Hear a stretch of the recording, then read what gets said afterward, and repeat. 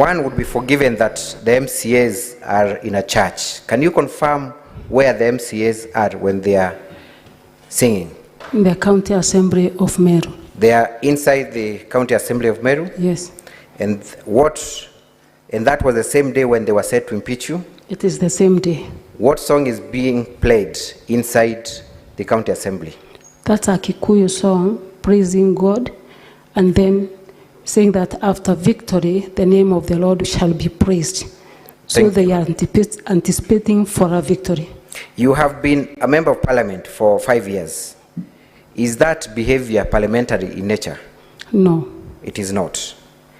And did you expect to have a fair hearing before such a tribunal or a committee or a house? No. No. Why do you feel that you do not have had fair hearing before the MCAs in Meru? Because they had already made a choice. Thank you. So they had already made a determination on your impeachment motion. Thank you very much. Very briefly, I want to take you through the 6 charges and in a very summary form, give your response to each of them. 1, you have been accused of nepotism and illegal appointments. And to this extent, I want to ask you specifically, are you guilty of nepotism and illegally appointing your husband or spouse to a county office? Not guilty. Did you appoint your husband to a county office? No. In what position did you appoint your husband to? I only appointed him as the ambassador of Hustlers of Meru and then the patron of MYS. Is that appointment in a county office? No, it isn't. What were you intending the first gentleman to do in the appointment that you gave him? The patron, as we know, or as I believe, is a person who assists, gives aid, support financially, socially, and expected the first gentleman to assist our youth in Meru County. Specifically on the issue of the Meru Youth Service, was it your intention for the first gentleman to overshadow or take over the mandate of the board? No. What would have been the role of the first gentleman in the discharge of his duties towards the Meru Youth Service? It is to help the young men and women financially and also give them moral support. So it was for moral support and, where possible, assist them financially? Yes. Are you aware of other initiatives by other first ladies or first gentlemen that have similar initiatives? Yes, I'm aware. You're aware. Were the other previous governors in Meru, or rather had the other previous governors in Meru appointed their spouses for similar initiatives? They did. They had offices, they had vehicles, and everything. Thank you. Does the first gentleman draw any salary or remuneration from the county government of Meru? He has never drawn any coin from the county government of Meru.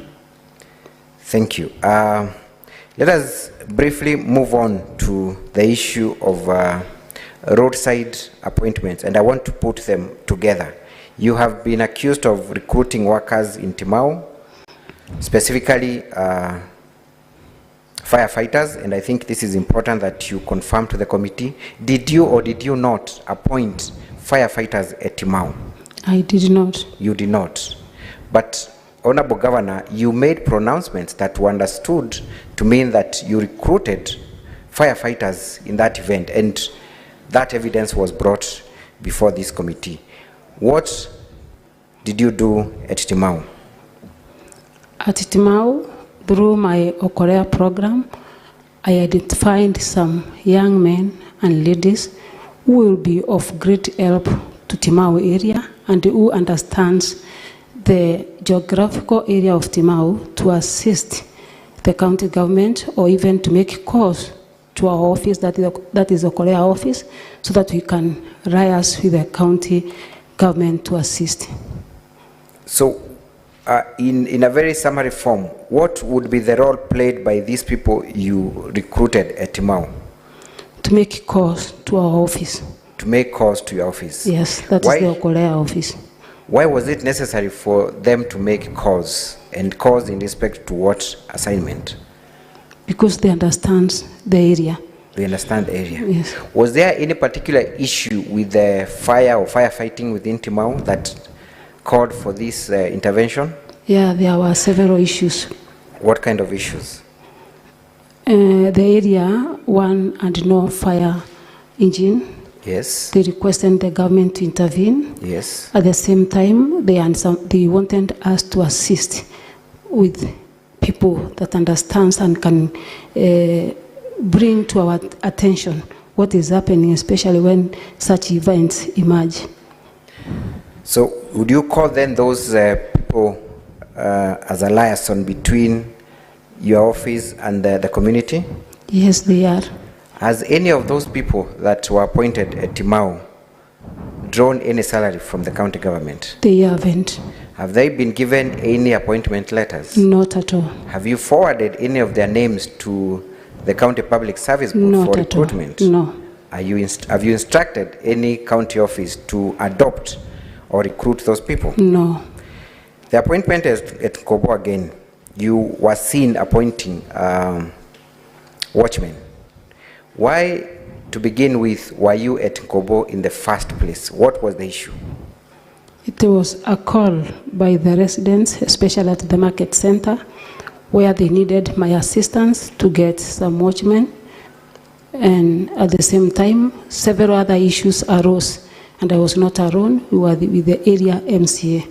The people you were seen recruiting as watchmen, in what capacity were they supposed to serve? Is it within the county government, or exactly in what capacity, and who was supposed to pay them? I was supposed to pay them. You were supposed to pay them? Yes. As the governor of Meru, or in what capacity?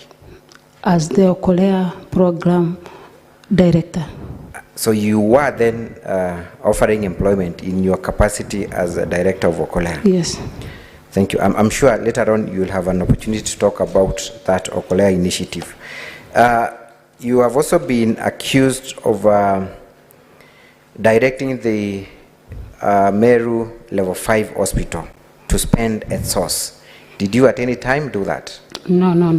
What did you do? You were seen in that rally talking about waivers, talking about spending some cash. What exactly were you after?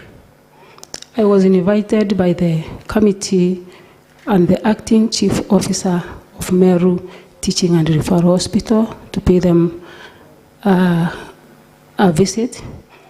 We sat with the committee, that is the board, and afterwards we were to give address on what was deliberated from the meeting. So there was a deliberation and there was a communication to be made? Yes. What was that deliberation about? One, they wanted to use or to assure that they will use the money at source according to the act.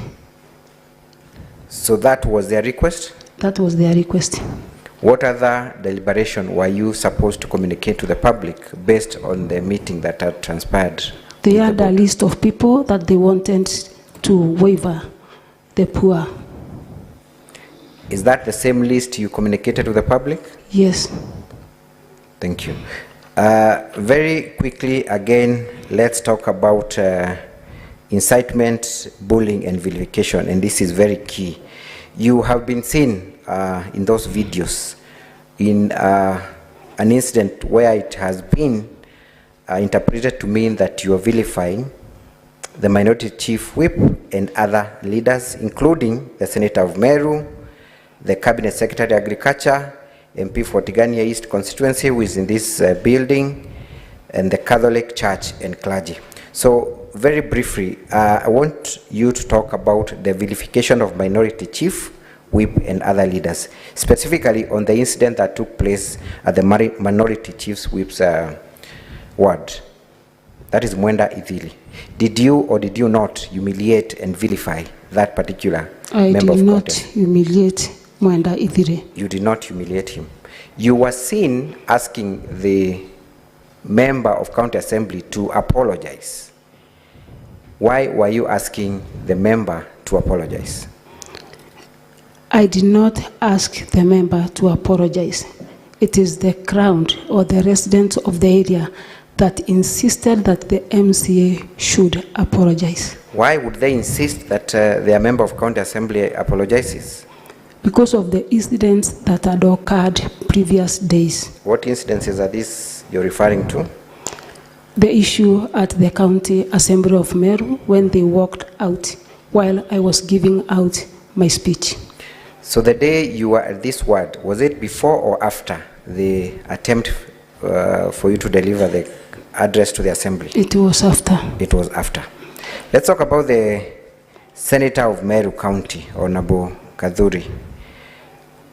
Have you at any moment tried to vilify the Honorable Senator for Meru County? No. Has there been any evidence brought before this committee indicating or rather showing you vilifying or even mentioning the name of this senator? No. There has been an issue about you talking about the Cabinet Secretary of Agriculture. Again, has there been any evidence brought before this committee where you are seen talking about the Cabinet Secretary for Agriculture? No. But then, Governor, I want to take you back to a video that was played here. And it is seen where you are purported to have said that certain leaders in Meru, specifically the Senator of Meru and the Cabinet Secretary, were demanding a share of your government, and you made certain utterances. Is that correct or not correct?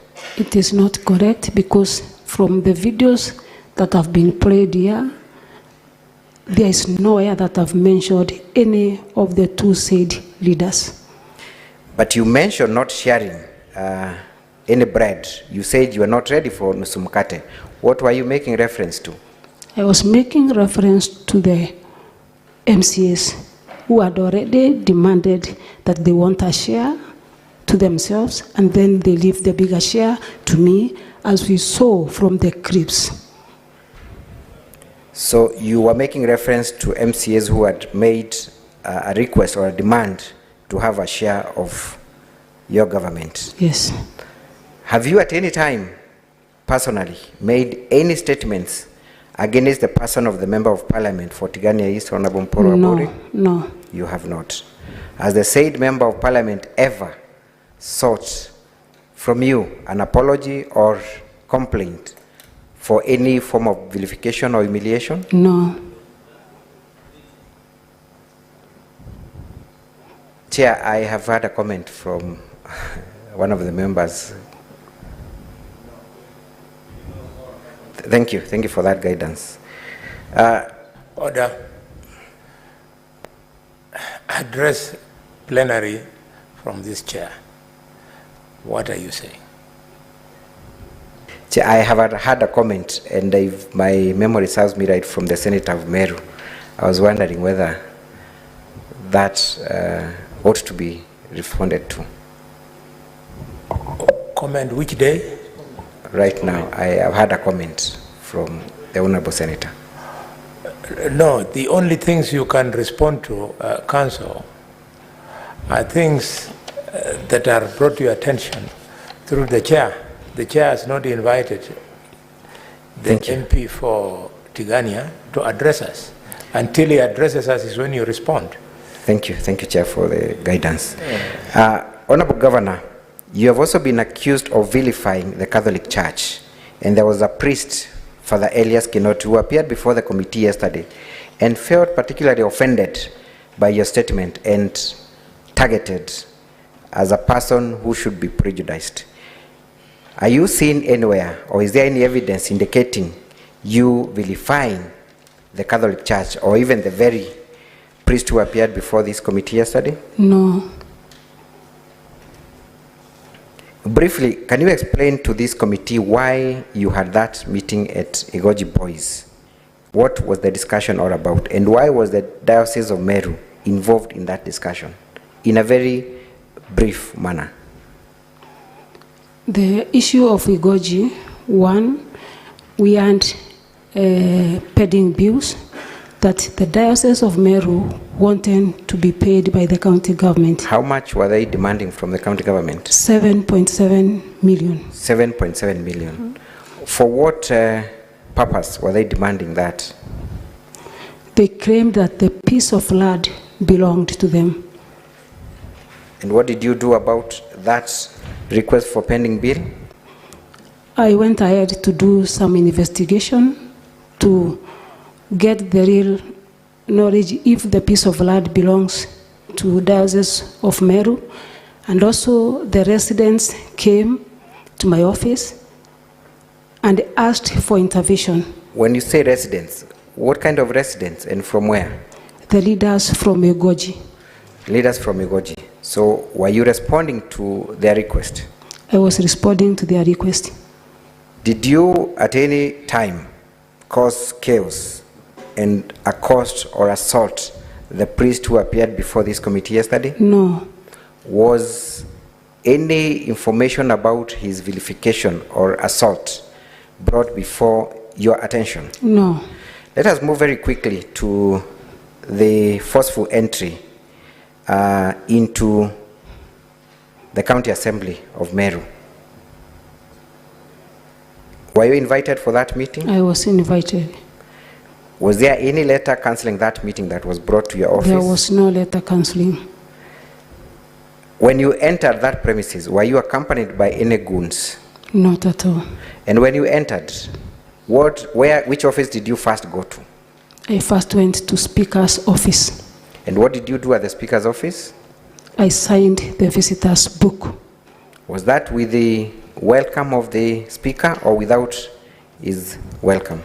It was welcome from the Speaker. Who ushered you into the chambers? It is the Speaker. Who welcomed you to deliver your maiden speech? It is the Speaker. Who ushered you out of the chambers after the chaotic walkout? It is the Speaker. It is the Speaker. We have seen stones being pelted towards you. Was that stone from the County Assembly or outside the County Assembly? From the County Assembly. So from your evidence and understanding, who was throwing that stone at you? The MCS. The MCS. We move very quickly to the issue of nomination of CECs. You have been accused of not following the law, and you have been accused of misconduct when it comes to nomination of CECs. When you're seated before this house, did you come across any video where MCAs were threatening or were making certain remarks about the nomination of your CECs? They said they will not pass the CECs unless I sit down with them and discuss about word fund. Did you ever present any list of CECs to the County Assembly of Meru? I did 10 of them. 10 of them. How many were approved? 3. Very briefly, I want you to talk about some of the members that were rejected, their qualifications, in 2 minutes, kindly. Were they incompetent? What kind of people had you presented for them to be rejected? One is Dr. Kiambi Adero, who is water engineer with an experience of over 20 years, a PhD holder. Another one? Another one is Kariminjeru. What are the qualifications? She owns master's degree. What other person was rejected? We may not go through all of them, but the last one? The last one is a young lady who was supposed to be the CEC for youth and sports, and she was also qualified. Were you given any report as to why those 7 names were rejected? No. They never gave you any report? Yes. Why did you restructure your government, Honorable Governor? I thought it was easy for me and good for me to restructure so that at least we can move on with the business or the functions of the government. Was business of the government not going on? Minus the 7 CECs, I thought it would be a bit hard. So I decided to reorganize and then assign the 3, those who have been passed, to handle at least 2 dockets each for us to move forward. Thank you. Before the red light goes on, you have been termed as the modern day Hitler, Adolf Hitler, that we need to sacrifice you for the county of Meru to prosper, that you are not seeing eye to eye with any of the elected leaders, that you are a lone ranger, that you are very arrogant. That is the picture that has been painted by the County Assembly of Meru. Is that who you are? Are you that modern day Adolf Hitler? An all-powerful, all-knowing, omnipresent person that does not require any input from any other person. Is that you, Governor Kawira? It is very unfortunate, and that is the narrative that have been sold by maybe the MCAs or my political competitors, just to show and paint the bad part, which I'm not. Are you in working terms with any of the elected leaders within Meru? Yes, I am. Kindly mention. You have 2 minutes. Thank you, Chair. If I could just get 3 more so that I have 5 to conclude that line of examination, kindly. Governor Kawira, are you in any working terms with any of the elected leaders in Meru? I'm in terms with almost all of them. Even the members of County Assembly? Yes, because for the last 2 months, I've been going around with them to take development to their counties, and for more than 26 ones, I've been with the relevant or the area MCAs with me. What was the purpose of your visit in those wards? To take development. Did the MCAs of those respective wards accompany you? Yes, they did. More than 20. More than 20? Yes. Let's talk about other elected leaders. Which other elected leader are you working with, or are you able to work with within Meru? The CS Agriculture, the MP North Imenti, the MP Bore, and many other leaders. Many other leaders? Yes. Have you ever sat down with any of these other leaders during the 3 months that you have been in office before the impeachment motion was brought? I've sat down with all of them after my election. All of them? Yes. Let's talk about your efforts to bring about unity in Meru, if any. What initiatives have you taken? Because obviously, Governor, there is a problem in Meru. First, do you agree there is a problem in Meru? There is a problem, but not the entire Meru. The problem is between the executive or myself and the MCAs. What efforts have you made to bring about peace or create a working environment with other leaders? I've invited them severally via a letter through the speaker to come and sit down and speak as leaders of Meru. I've invited the members of National Assembly through their chairperson, Honorable Mutunga. I've gone ahead, invited Jorin Cheke to come on board and try to bring us together. I've gone ahead, talked to the Council of Governors through our chair so that we can meet and have a dialogue. I've gone ahead, consulted bishops of Meru so that we can sit down and have a way forward. Let's talk about the meeting that was chaired by the Council of Governors. What transpired in that meeting? But before we go to what transpired, who was in attendance in that meeting? The leadership of County Assembly of Meru and myself and 10 governors. Specifically, what leadership from Meru County? The Speaker, the Deputy Speaker, the Whip, the Minority Leader, around 5 of them. Was the mover of this motion present in that meeting?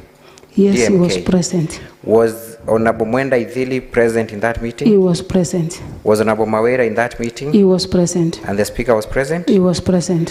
What was the agenda of that meeting, especially from members of County Assembly? What demands were made?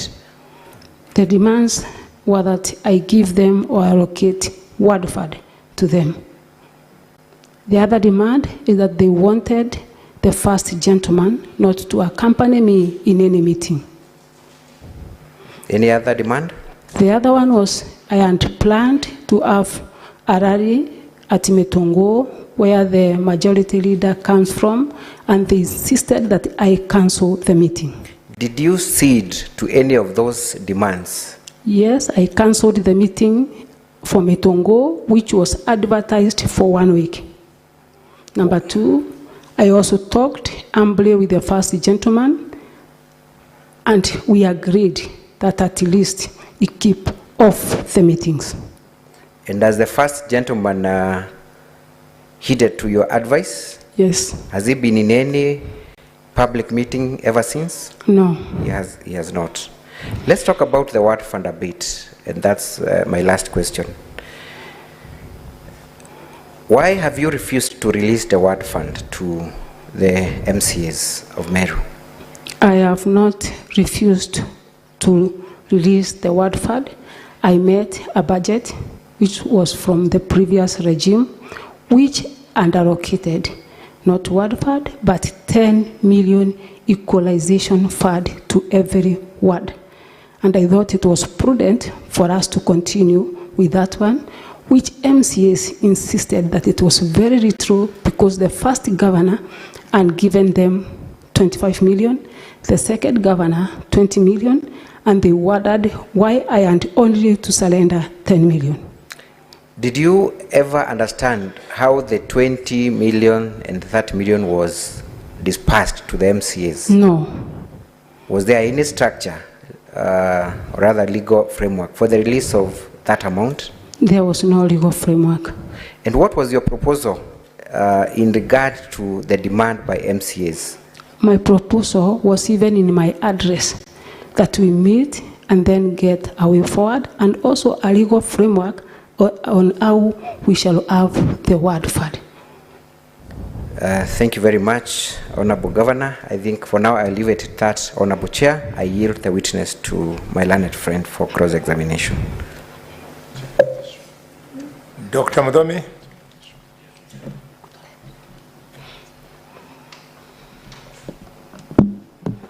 Honorable Kawira, please confirm that the Okolea program is a private charity that you run. Yes, it is. You have run this private charity for many years. More than 10 years. More than 10 years. I'll be right to tell the Senate the activities of this charity program are a frequent broadcast on Baite TV. Yes. Yes. And the main producer, anchor, director, or dominant person in that TV station is your spouse? No. Fair enough.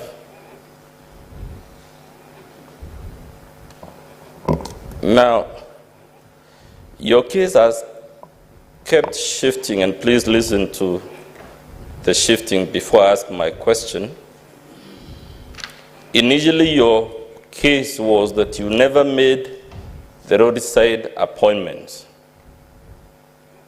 Yes. Then, when we pointed out you were not contesting the authenticity of the clips, your case shifted to, yes, the pronouncements were made, but no appointment letters were issued. Correct or correct? No appointment letters issued.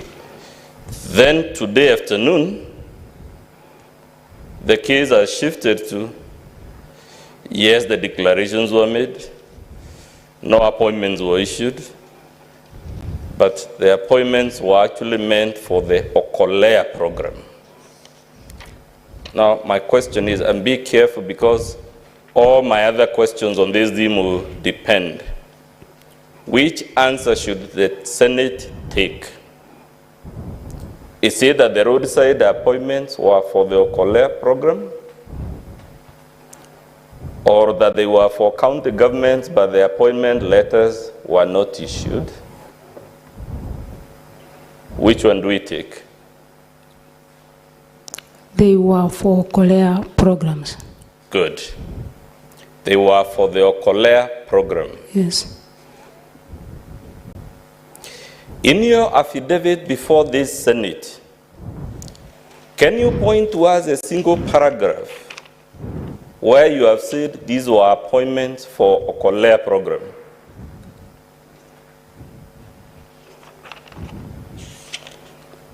There is nowhere here, the document that I have. This charity you run is your charity, isn't it? Yes.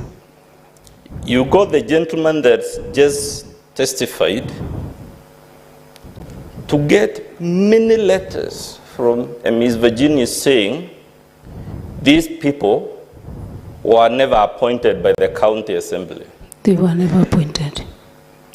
Have you placed any letter before this Senate showing these roadside appointments were from the Okolea? The accusation was the appointment. Did by you the government produce, of Meru. Honorable Kawira, have you produced any evidence? The charity is owned by you. It is you saying the employees were meant for the charity, not the county.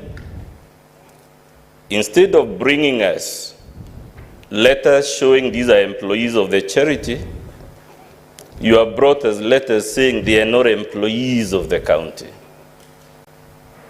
They are not employees of the county because I've not seen any appointment letter concerning Good. the people.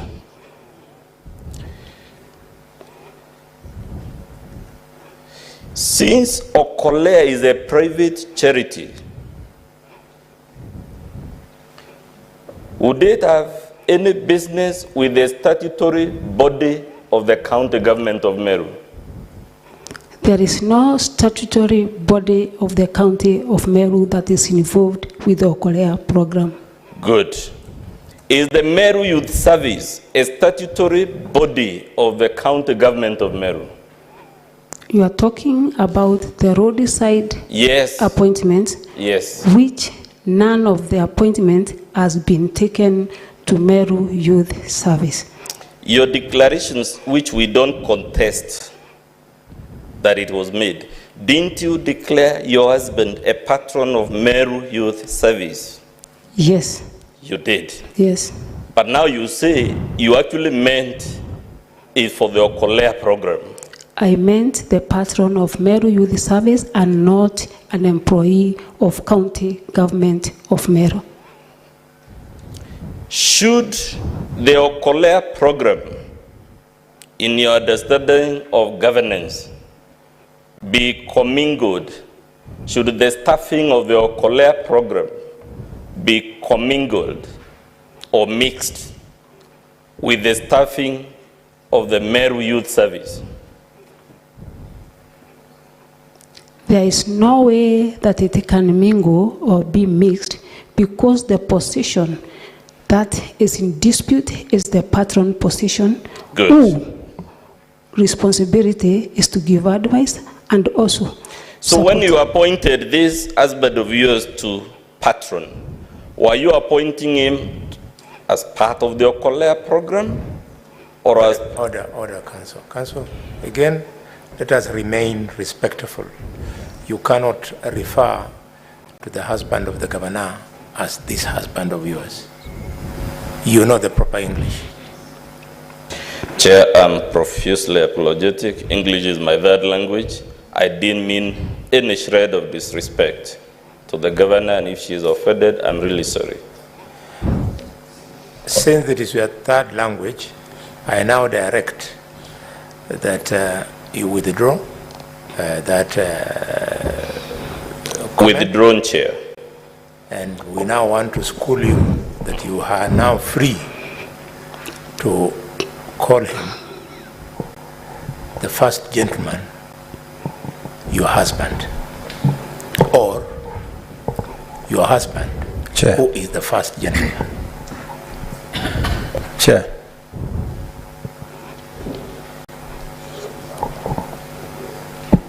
Chair, it is not sufficient for the council to just withdraw. The council should withdraw and apologize. Yes. Chair, I just apologize profusely, and I told the governor I'm sincerely sorry if she has taken offense at the description. Apology is noted.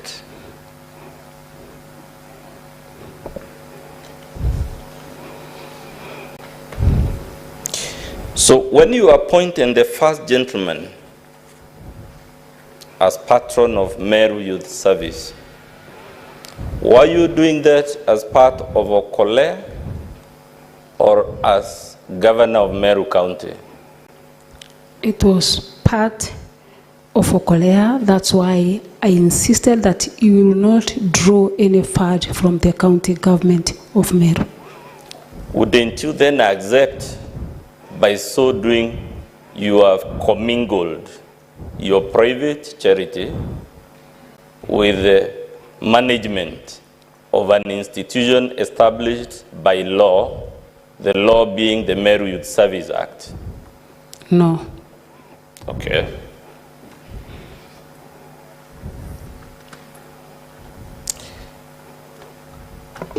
Let's go to Timau.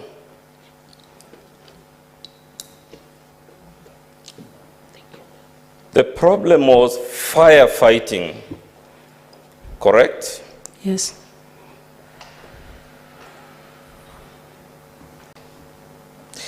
If the citizens have a problem with firefighting and they are addressing it to the governor of Meru, would they expect the governor to deal with the matter in a capacity as governor or in a capacity within a private charity called Okolea?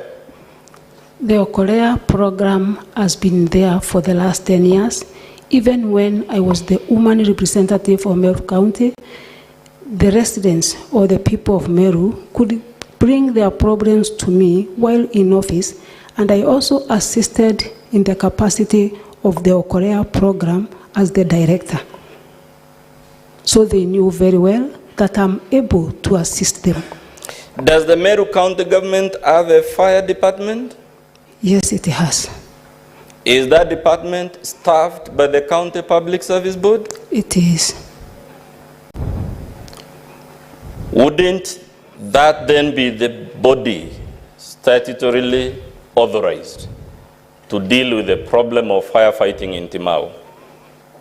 The people employed by the county government of Meru for the firefighting are experts in those areas. Those that we assisted at Timau are the local people that would assist in locating the places where there are problems. You've just confirmed in your affidavit, there is no way you say you made all these appointments as part of Okolea. Did you declare at Timau that you are appointing these people not as governor, but yes. as, did you declare? I did not declare. Good. I was You getting did not them declare. as the county Let's government. go to Nkobo. There was a request by Honorable Makasi, right? Yes. Honorable Makasi is an MCA. Yes. Addressing a problem his residents have with the governor of Meru County. Yeah. When he was making that request to you, was he making it to you as the owner of Okolea, which is your private charity, or he was addressing you as the governor of Meru County? He was addressing both sides. Anywhere in the video where he mentions Okolea or in the transcript of that video? The evidence is clear because when we went ahead and got some people as watchmen, the position of watchmen are not there in the county government of Meru. My question is simple, Honorable Governor. Is there anywhere in your video or any video in existence anywhere in the world in which Honorable Makasi is addressing this problem to you in your roles in Okolea as opposed to your role as governor of Meru? So many videos. Have you placed them before this Senate? No. Let's go to Kenjai. You issued a directive here to ward administrators, right? Yes. Are ward administrators also officials of the Okolea program? The ward administrators are government officials. But you claim the appointments at Kianjai were also part of the Okolea. Isn't that your position? Part was Okolea. So by directing county officials, specifically ward administrators, to employ people and ensure they're employed when you're speaking as Okolea director, aren't you commingling again your functions as governor and the interests of your private charity? My ones are very clear from the videos that was played, that what I said to the ward administrators, if there is anyone who is to be employed by the county government, should he follow the procedure. Those are my true ones from the videos that were played. Would I be right to say the county secretary is the head of the county public service? Yes. This is an officer subordinate to you in the county hierarchy, isn't it? Yes. It is therefore perfectly normal for you to give these officer instructions to respond to official complaints, isn't it? I'm the accused. Yes, you're the accused. My question is it within your legitimate powers as governor to issue directions to the county secretary to respond to matters relating to county public service? Come again? Do you have power to instruct the county secretary to respond to the complaints about illegal appointments? Because he's the head of the public service. He's answerable to you, isn't he? He's answerable to me, and he does what is right before the law. I didn't ask. Let's go to the secretary of the county public service board. This is also an official of the county executive, correct or incorrect? Correct. So the governor could again lawfully direct the secretary of that board to respond to complaints about illegal appointments, correct or incorrect? The secretary, I don't think, is in capacity to respond about the appointment or the roadside appointment. The work of appointment is based to the public service board, which does the employment. I put it to you, sir, sorry again, Chairman, I'm really sorry. I hope I can be forgiven without it. Honorable Governor, I put it to you that the reason you got Mr. Gatobu to procure all these letters is because the persons lawfully competent to testify on these matters would not commit to testify to them. That is the county secretary and the secretary of the county public service board. No. I put it to you, Father, that in the case of the county secretary, the reason you didn't ask him, and you ask a man you can dismiss at will, who is your chief of staff, is because there is an accusation about you illegally reappointing the county secretary, and if he came to testify to these things, he would be exposed as holding an illegal office. There is no employee of the county government of Meru that I can dismiss annually. Is the Okolea program part of the Meru Level 5 hospital legal structures? No. Therefore, if the roadside declarations or directives you gave with regard to the Level 5 hospital was done in the capacity of Okolea, you must again have been commingling your private charity with the official functions as a state officer. My visit to Meru Level 5 hospital, I did not do anything concerning Okolea program. It was a visit that I was invited by chief officer and the board. Let's go to the vilification allegation. Would I be right to say there is no contest between you and the assembly whether you made the utterances in the videos, and that the only point of contest is the meaning to be ascribed to those utterances? Pardon? Do you contest the utterances you made at the meeting where Mwandaivile was? There were no utterances that I made to verify anyone. Let's forget the vilification for now. I'm asking, the utterances on the video where you're seen speaking, are you contesting you made those utterances?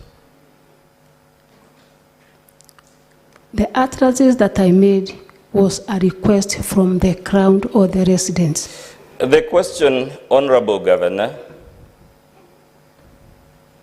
did you or did you not make the utterances? We will deal with their meanings. As a matter of fact, the chair assured us they even have Meru interpreters. So I'm not even interested in the meaning. I'm only interested in, did you make those utterances recorded on the video? Either you did or you didn't. Which will you take?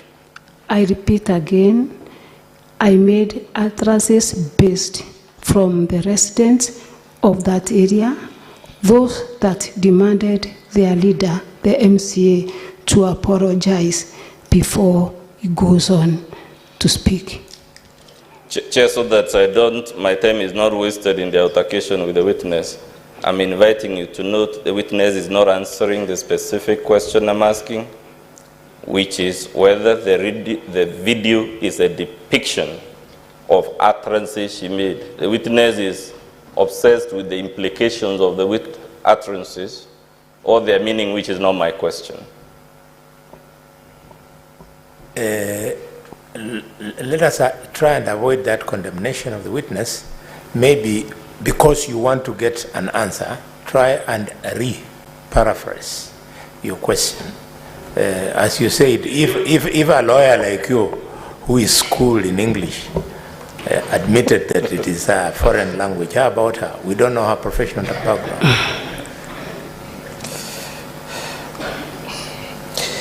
Did you ask the crowd at Mweronkanga whether the Honorable Idili should apologize?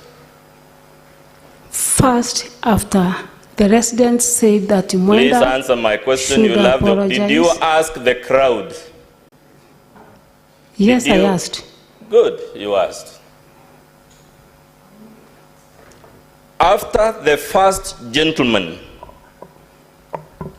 accused the senator and the MP Tigania East in your presence of sending you certain SMSs as per the video, when you rose to the podium, did you disown the sending of the alleged SMSs? In meetings that I attend, there are so many speakers, and it is not my duty to go on disowning every speaker's Your words. husband, oh sorry again, Chair, I'm sorry. Thank you. Chair, let's take it as a slip of the tongue. The first gentleman accused the Honorable Cabinet Secretary and the Honorable MP for Tigania East of sending you certain SMSs making extortionist demands. When you took to the podium, did you correct those assertions? Either you did or you didn't. Which one will you take? First gentleman is a grown-up man. That's not my question. Order, Madam Governor. You must answer questions the way you've been asked. He did not ask for that storytelling which you are starting. He wants yes or no. I did not disown. You did not disown. When the first gentleman told the public rally that the Honorable Mpuri Abori had brought fictitious pending bails for 12 companies, did you, after you took to the podium, correct that misleading information? No, it wasn't in my agenda. It wasn't in your agenda. Yes.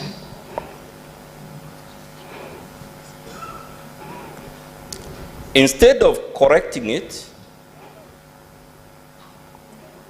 didn't you go to actually affirm his assertions and tell the gathering you don't want a Nusumukate government? No. You didn't mention Nusumukate in that video? The video you are talking about, the Tigania East Member of Parliament, I mentioned nowhere.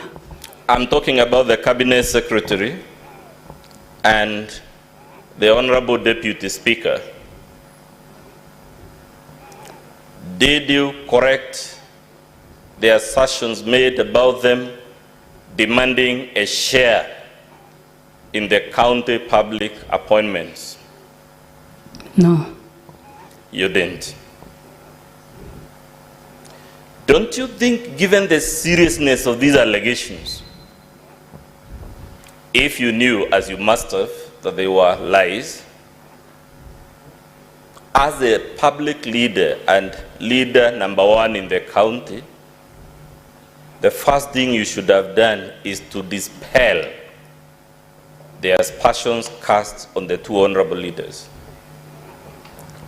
But because they were uttered by a different person, I thought it was good for me to talk to him later to understand. These the utterances, source. for the record, are not uttered by a random person, but by a person you have given some 2 offices in public, isn't it? Correct or incorrect? Repeat again. Were these utterances by a random citizen of Meru, or utterances by a person you had appointed as last ambassador and patron of the Meru Youth Service? By then he was not appointed. He had not been appointed. Yes. Was he the first gentleman at that time? Yes. So, don't you think as governor, if the first gentleman makes such serious allegations against other leaders, a responsible governor should take the earliest possible opportunity to clear the air and say that is not correct? Chair, I think the council should not be asking the governor about somebody who is not here in this court and who is not held accountable in this case. Before I respond, I have seen the red light from the, is it an objection or something? Yes, Chairman. Honorable Chairman, we are constrained to interject because the issues that the governor is being put through, they are special in their nature under the law of evidence, under Section 130. She's being asked questions about her spouse. And we have followed through and she has answered to the best of her abilities. Now she has been asked to form an opinion about her own spouse in a matter involving criminal implications, whether she's the one who is charged or it may thereafter follow that the spouse may be followed in other different proceedings in another forum. I think under the law of evidence, under Section 130 of the Evidence Act, Cap 80 of the laws of Kenya, spouses and communications relating to spouses are protected. And also, this will not be a witness who will be compelled to form an opinion, especially of an incriminating nature, against her own spouse. And also to give such evidence, she will also not be allowed without the consent of that spouse. These are a declaratory statute. And 2, I did not want to venture into Article 50, Clause 2, Paragraph L, which Honorable Chair had inquired about yesterday, on whether if this client is asked questions that are incriminating to her and she refuses to answer, how will the county assembly team treat her approach to such kind of questions? And we hadn't thought we'll get here. I thought the county assembly team will be a little bit guided, not to require the governor to form an opinion, especially of an untoward nature against her spouse. That is, Honorable Chair, the protection we are requesting this committee to afford the witness and the governor, and to allow her to exercise the right to a fair hearing under Article 50 on those two parameters that I've mentioned. Thank you, Honorable Chair. Council, I think both the Vice Chair and your colleague, they're not asking for too much.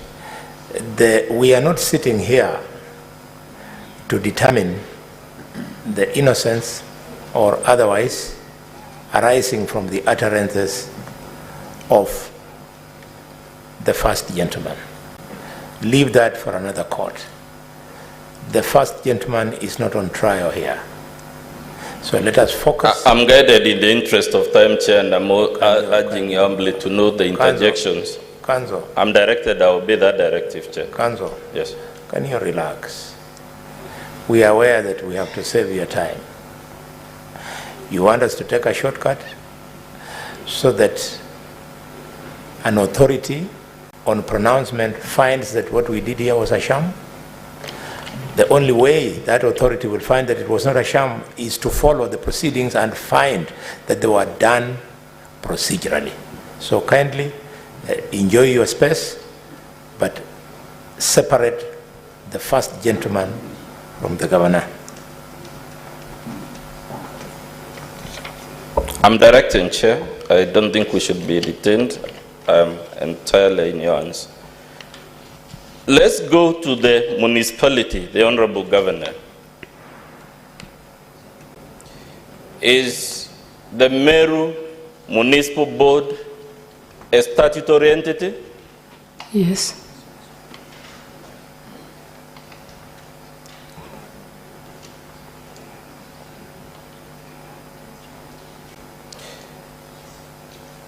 Does Okolea program have any mandate on functions of the municipal board? No. Therefore, if you answer that the committee to manage the tax operators, those who are Okolea appointments, you must still again have been commingling your private charity with a statutory body. Correct or incorrect? Incorrect.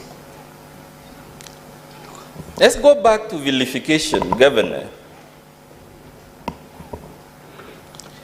Without conceding that you vilified anyone,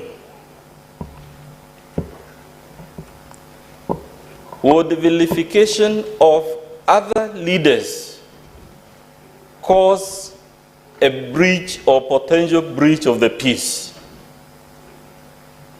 This is not to say you vilified anyone. It's a general question.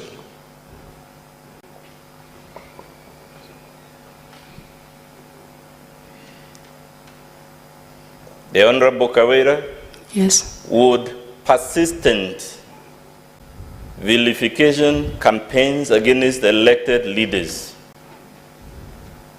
create a potential threat of civil strife, assuming it were true that there was vilification? No.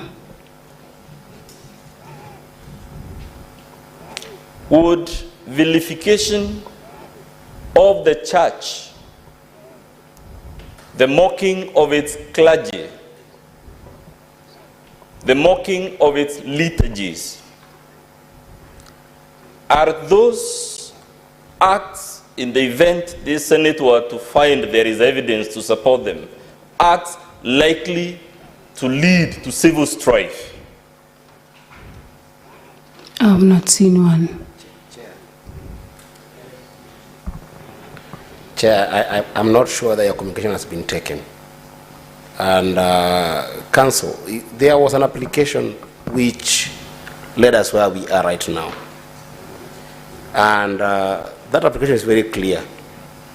And I think that the reason why the governor, in this case the accused, took the stand was to be able to help us dig into this evidence in your own application.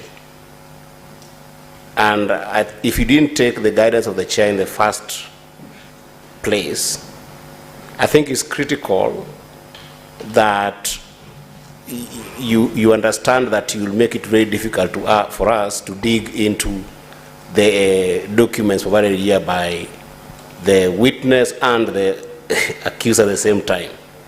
You haven't even helped us dig into some of the evidences provided by the governor in volume 1, which is an affidavit sworn by the governor, which has got some very, very interesting stuff that you could help us understand. And so is volume 2. So I wanted just to ask to the chair that remember your application and try to stick to application in the next 30 minutes that you still remain with. Thank you, the Senator of Migori. Yes, Senator of Nairobi, I see your light. Yeah, Chair, with the greatest respect to my colleague from Migori, this case is the Assembly's case. I wish that we would allow them to prosecute that case in the manner in which they would like. In the event that they do not touch on any of the documentation they have supplied us, they don't speak to the facts that they have alleged, they don't tell us the truth or point us to where we can see the truth of their assertions, that is their funeral. Chair, in the interest of time, I am not a morning person and I'm not also a night person. In the interest of moving the proceedings forward, let's allow the Assembly to conclude their case. Very well put. We do not have any luxury or responsibility, Council, to teach you law. You keep on laying your bed. Let's go to paragraph 3. You're going to lie in it. Let's go to paragraph 3 of your affidavit, Honorable Governor. Which page? It is at page 15 of your volume, of your response. That would be volume 1.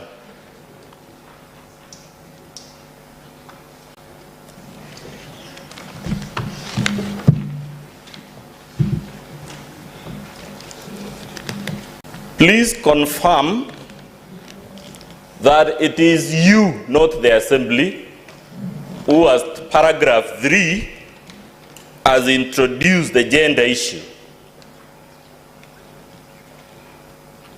Correct or incorrect? Page 15. At paragraph 3.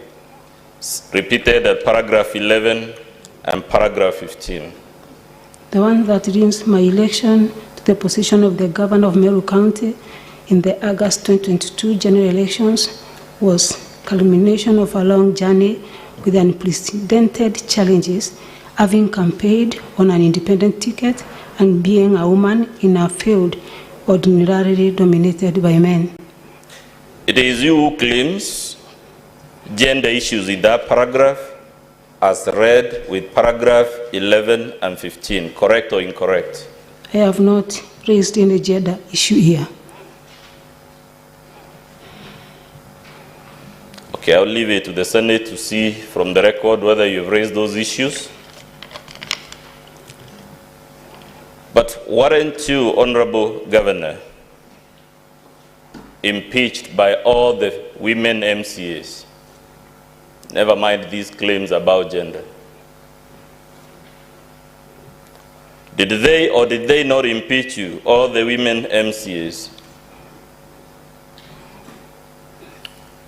The impeachment, to my understanding, does not either look at the gender of a person. My question is simple. Did the women MCAs of the Meru County Assembly vote in support of the impeachment motion? Yes, they did. Good. All of them, isn't it? Yes. Good. You say in paragraph, I'm trying to see the paragraph, Chair, 9 to 10 of your affidavit, that there is a power matrix in which the minority and the majority have joined hands to hound you out of office. Is that the position you've taken in those paragraphs? Yes. Are you aware, Honorable Governor, that the Meru County Assembly has 5 independent MCAs? Yes, I'm aware. Did those independent MCAs vote in favor of the impeachment motion? Yes, they did.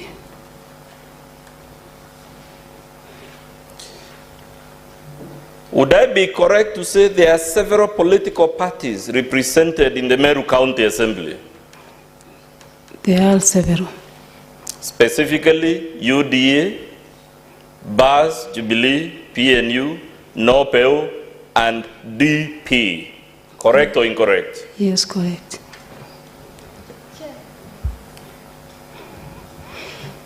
Yes, Senator. I'm tempted to interject on, what the council has mentioned about the governor talking about being elected in an unprecedented situation as a woman. Page 15, you mentioned that. Paragraph 15. But really, Chair, isn't this one a statement of fact? Because in the Meru community, do we have elected women MCAs?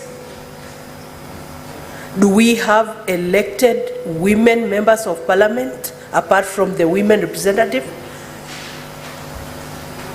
She's among the very few governors who've been elected in Kenya as a woman.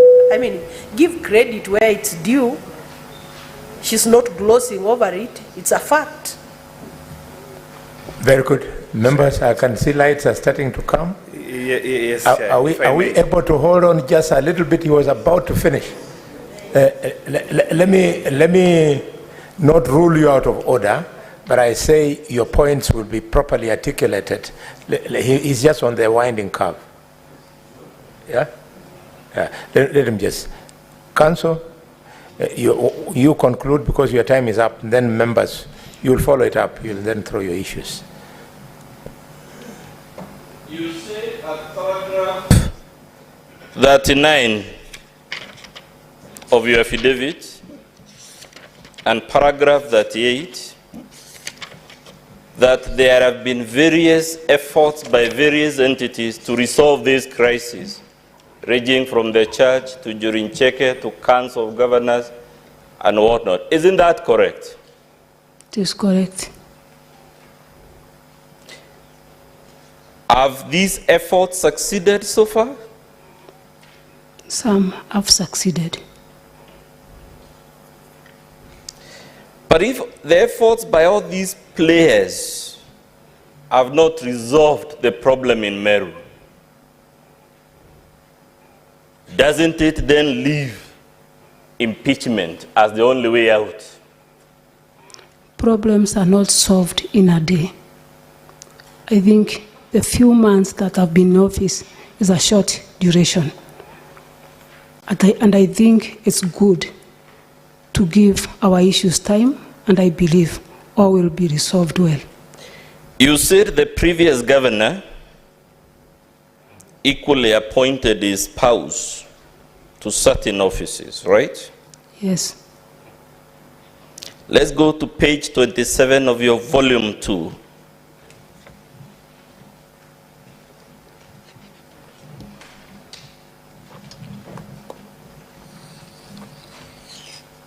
I put it to you, Governor, that this Gazette notice on its face refers to a decision by the County Executive Committee of Meru and not a decision by the then governor of Meru. Yes. It is therefore incorrect for you to suggest that the former governor appointed his spouse. If she was appointed, the person who appointed is the one the Gazette notice says made the decision, which is the County Executive Committee. The pronouncement were made by the governor himself. Order, Governor. Don't respond. Because on page 27, that Gazette notice is not what the governor is, what the council is saying. He knows the English language. Can you read for us page 27, where it reads? Council, you know English.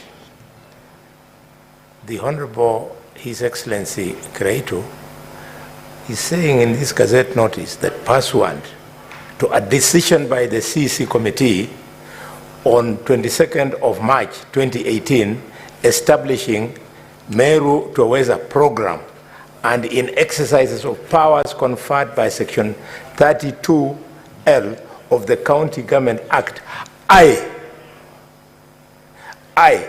Kreito Murungi, Governor of County of Meru, and purpose of that, appoint.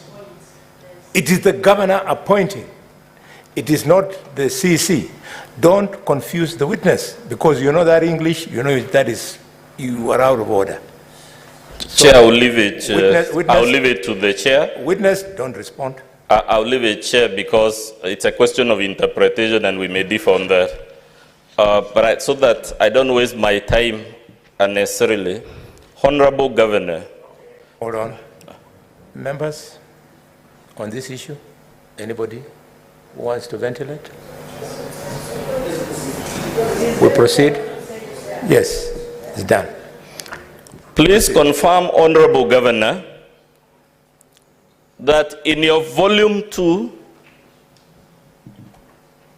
most, if not all, the documents you have placed before the Senate are dated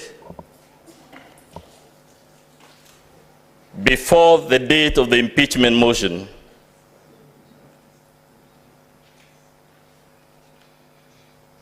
Which document? You know, I'm trying to go in summary so that, would you confirm to me, Honorable Governor, if you want us to go them one by one, very quickly.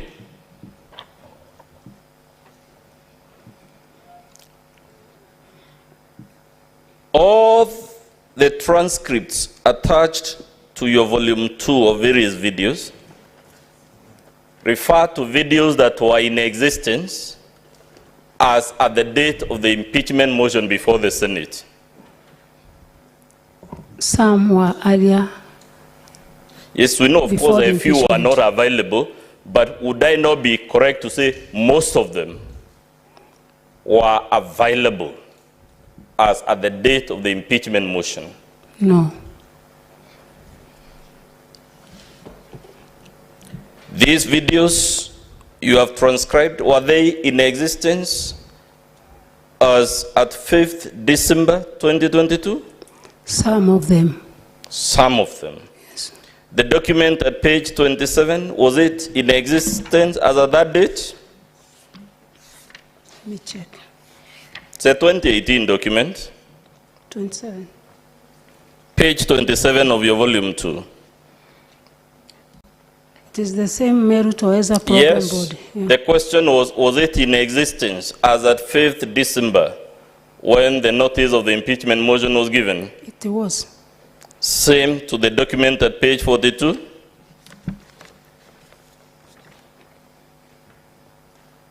Please confirm. It was in existence. It predates 5th December, true or untrue? Yes, this one is dated 31st October. Great. Same for the document at page 51. True or untrue? This is 23rd November. It is before the date of the impeachment motion before this Honorable Senate, correct or incorrect? Before.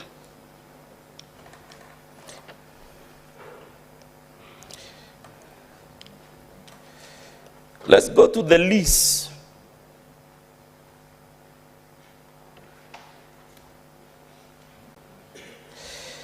Are you aware, Governor, that ownership is only one of the many interests in land? Yes. So you're aware possession, besides ownership, is an interest recognized in law? Yes. You're aware a leasehold is an interest recognized in law? Yes. This document at page 113 of your volume 2,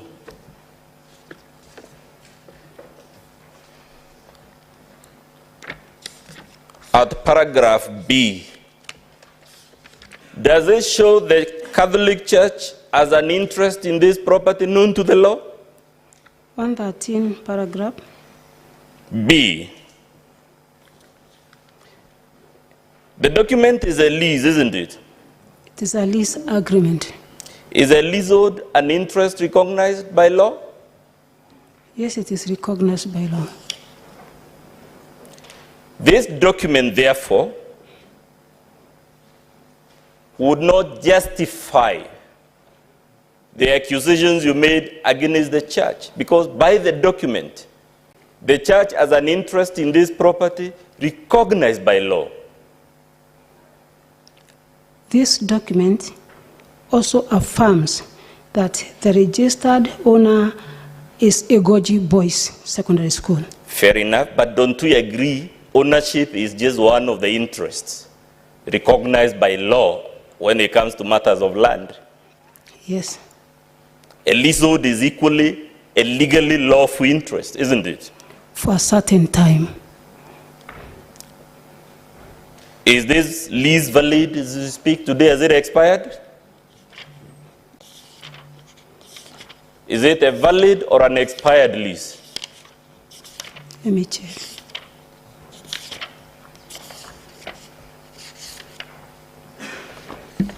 I put it to you, it's a valid lease.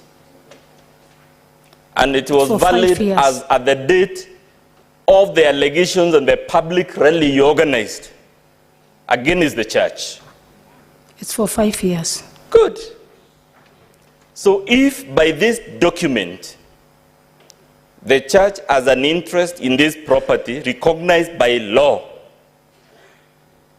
there can be no justification for the utterances, whether we accept their vilification or not, for the utterances you made in a public rally against the church. I made no utterances. My work was only to know if the piece of land belongs to the Diocese of Meru or the county government of Meru, which, including the people that represented the church, we all saw that the piece of land belonged to county government of Meru.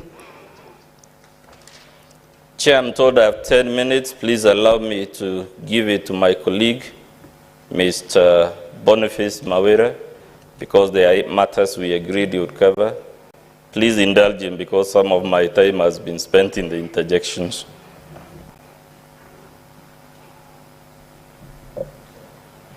Yes, Councillor Boniface. Honorable Chair and the Honorable Senators, my name is Meru Boniface Mavera. Honorable Governor, I have a few questions for you. Do you know Kasti Micheni? Yes, I know. Is she one of the nominated? Is she one of the CECs that you nominated but was rejected by the County Assembly? Yes, she is. Honorable Chair, I will request the Secretary to play an X20 in our flash disk, and to enable the Honorable Chair and the committee follow through. The transcript is on pages 138 to 139 of our volume 1, which is the impeachment motion.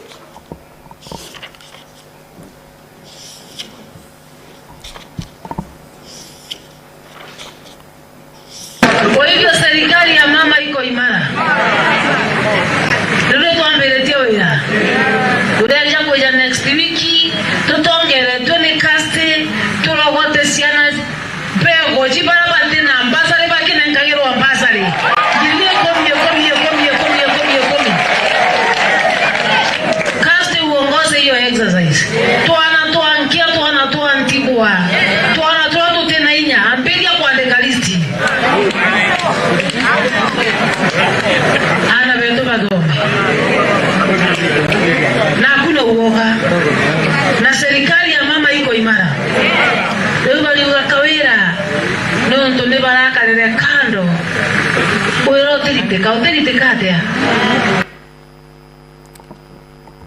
Honorable Governor, in that video, is it not true that you direct one Custom Ucheni to come up with a list of beneficiaries for bursary allocations?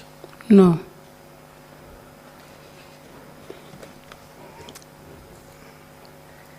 Then,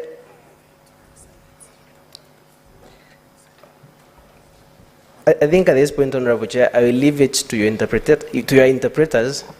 You informed us very well that you have interpreters of the Meru language. But Honorable Governor, are you aware of a law regulating the issuance of bursaries? Yes. What is that act? It's in the County Government Act.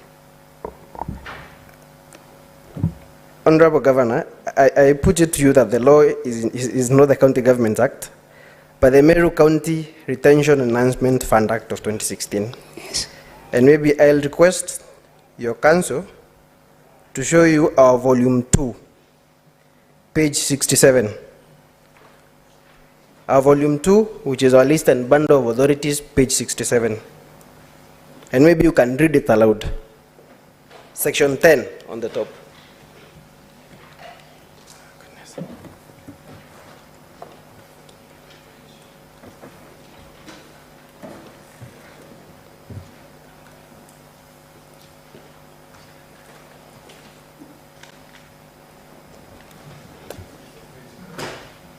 Yes?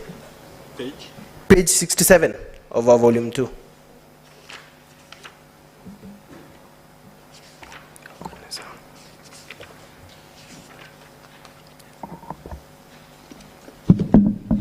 Are you there? Page 67. Yes. Yes. Please read aloud section 10 on page 67. The Meru County Retention Enhancement Fund Act 2016. There is established a one retention enhancement fund committee for each ward, which shall have powers necessary to perform its functions. 2. The committee shall consist of the following: a member of County Assembly for that ward, who shall be the patron. B. Ward administrator for that ward, who shall be the secretary. C. Representative from the Sub-County Education Board. D. A person from the Kenya Primary Schools Ed Association. E. A person from Kenya Secondary Schools Ends Association. F. A representative from the Tertiary Learning Institution. G. 3 representatives from the main sponsors, Sub-County Education Officer, a representative of persons living with disabilities, 3 persons to represent the community, that is from the youth, women, and marginalized group or persons. Honorable Governor, you confirm that those are the people who comprise that committee? Yes. You can turn to page, Honorable Chair, on the same page 67, you will see the functions of that committee on section 11. Because you are pressed for time, I want the Governor to read function number D on page 68, 11D. D. Yes. Identify beneficiaries of the Retention Enhancement Fund. So, Honorable Governor, you confirm that one of the functions of this committee is to identify beneficiaries of the Retention Enhancement Fund? Yes. And these are the bursary allocations? Yes. So, Honorable Governor, you confirm that you appointed Caste Micheni in place of a committee, a ward committee that is established by that county law. You confirm that?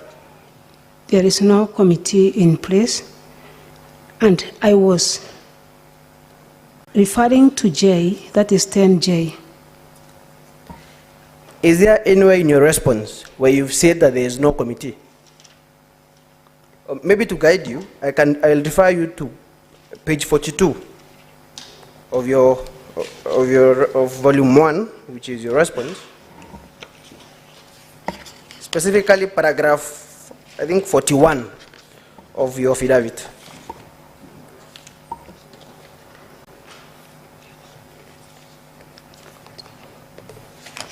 The second paragraph from the top. 41 or 42? Page 42. But I think it is in paragraph 41 of your response. Because the next paragraph, there's paragraph 42. Yes. Please read it aloud. The center stage in approvals of CEC nominees. No, the second paragraph, the appointment. The appointment to a bursary committee of one of the members was rejected as CEC nominee is a law done with the exercise of powers of the governor and cannot be cited as an act of misconduct. So, Honorable Governor, having read out to you this law, which you are not aware of, would you still hold that it is within the exercise of your powers to appoint members of this committee when the members are specifically provided in Section 10 of the Act?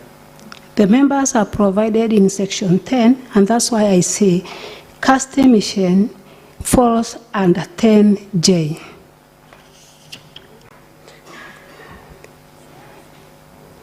So you suppose that Casti Micheni falls under 3 persons to represent the community? Yes. But in the video, you specifically direct her to come up with a list of the beneficiaries.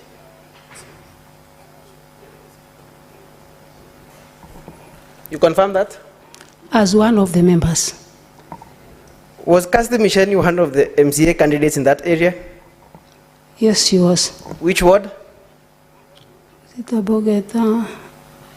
don't remember. I put it to you that it is Egoji West. West. And she was runners-up in that election? She was in the elections. She came as number 2? Yes.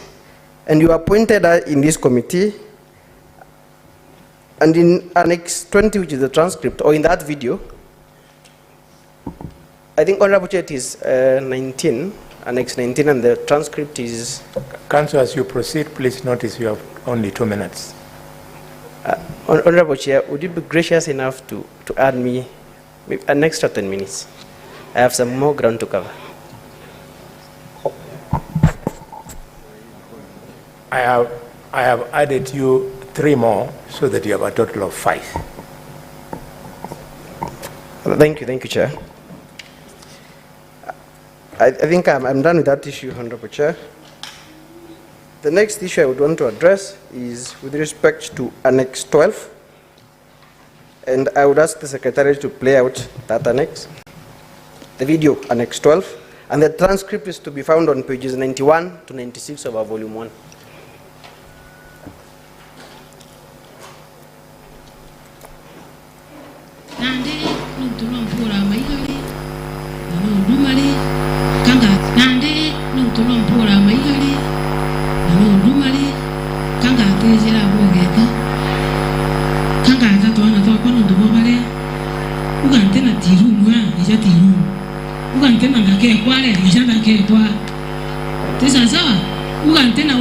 administrator ijaki alegea kwa ugantena sub county administrator ijanda ke kwa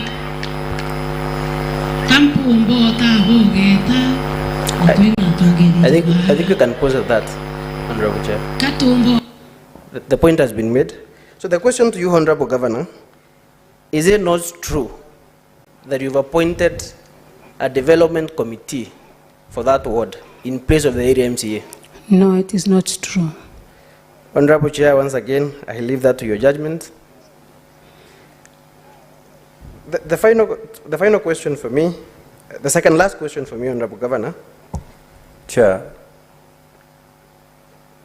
Senator Kiambu here. Just for clarity and for me to understand from the young lawyer, you're saying that what did you call it? The development committee. Yes. Is supposed to be constituted by an MCA. I just want to understand. You said in place of an MCA. I don't know. I just want to understand. Honorable Chair and the Honorable Senator for Kiambu, I think Chair. the point is that the governor appointed a committee. First, she accuses the area MCO, who is the mover of the motion, of stoning her.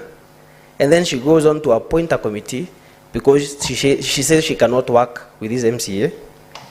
She accuses the MCA of stoning her and goes to appoint a committee in place of the MCA. In fact, it is to bypass the role of the MCA. And in fact, that guy called Tirum in that video. Honorable Chair, is council now testifying? I'm responding to her question. In fact, counsel for the governor, in his testimony, the counsel, in his own testimony, has just confirmed that the MCA actually stoned the governor and gave reason. That the reason why he stoned her is because she had appointed a committee where she had left him out. That's wonderful information. Honorable Chair, I did not, perhaps I want to correct that notion. In the transcript that is on page 91 of our volume 1, you will find a direct translation of what the governor is saying in that video. And the governor is expressly accusing the area MCA of stoning her. But we leave that to your translator, Honorable Chair. But the point is, in response to Senator Karungo, the governor has appointed a development committee in place. And in fact, the guy, because I'm responding to your question now, the guy who's called Tirum, he was the runners-up in the election. So he was the number 2 to the move of the motion. He's been appointed into this committee. In fact, he's the first person that the governor appoints. So I hope that sufficiently clarifies. So the last question for me from the governor is... Counsel, just for purposes of record. Yes, Chair. Where in law is it stated that a runner-up cannot serve on a committee in a ward?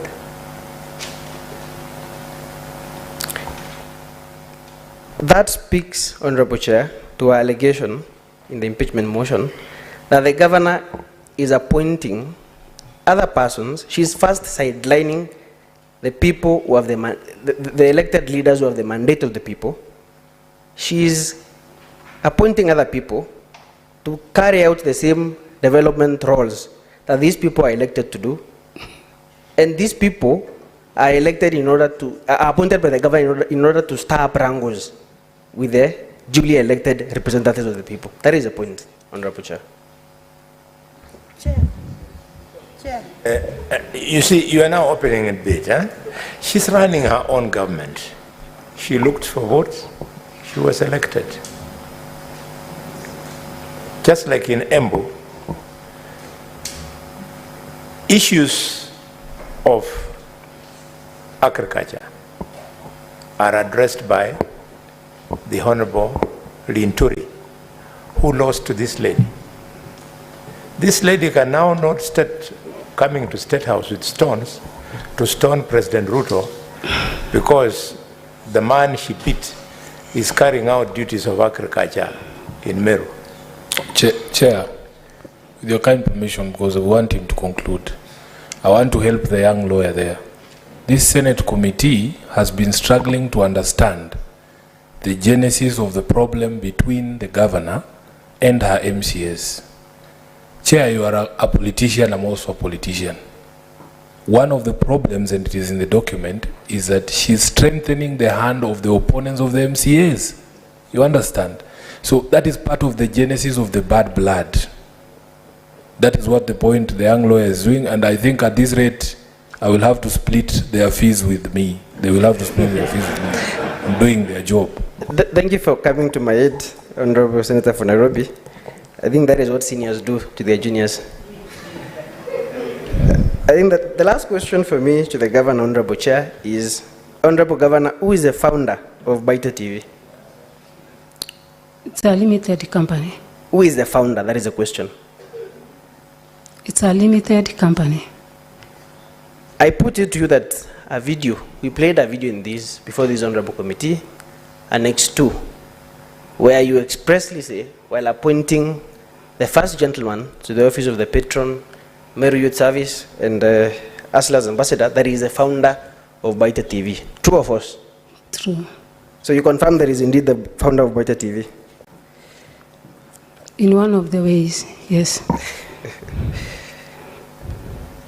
I refer you to page 131 of volume 1. Please turn to that page.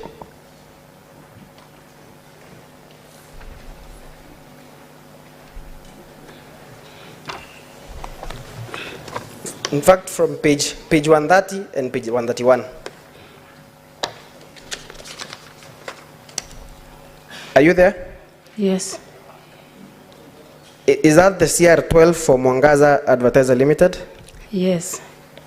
And the persons listed as the directors or shareholders are Esther Mwendo and Miriam Karwerwa Gwentai? Yes. Are these persons known to you? Yes, they are known to me. Who are they to you? Relatives. How are they your relatives? Close relatives. Are they your immediate family members? Sister, mother?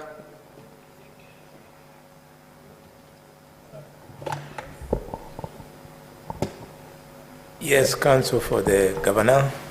I think, Chairman, I'm also constrained to extend the earlier objection I had on dragging family members into this motion, which is not there. She's admitted there are persons known to her, they are relatives. She wants to know the degree of consanguinity. We do not know where it is leading to, and they have not people who were mentioned in this motion at all in the charges. We seek protection, and we also redeem the time of this honorable committee. Honorable Chair. Counsel, the objection is upheld. Okay, I think the witness can only turn to page 131 and confirm whether the business name Boita TV is registered or the proprietor of that business name is Mwangaza Advertiser Limited. True or false? Counsel? Yes. Look on the clock. I gave you an extra 5 minutes. Now it has moved into an extra 10 minutes. Would you like to stop? I'm most obliged, Chair. I want to stop there. Okay, so stop after you've gotten your right answer. Just conclude your question, extract your answer. Conclude. Okay, on page 131 of volume 1, you confirm that the business name Boita Television is, the proprietor of that business name is Mwangaza Yes. Limited. Thank you very much, Chair. I only have a very simple request. It's still on time, Honorable Chair. My colleague here, what you have left out, you'll bring it to our attention through your concluding remarks when you make your submissions. That is also an entry point. it's only that my colleague would want to play a video, just one video, Honorable Chair. One statement, one something. Just one video, with your kind indulgence and the indulgence of the committee. Okay, play your video. We don't want to gag you. Yes. Honorable Chair of this select committee, Honorable Senators, just as yesterday, my name is Eric Murioki, and to save on time, I will ask the Secretariat to go to Annex 16 of our videos. The transcription is on page 115 of our volume 1, that is the impeachment motion, marked 16A.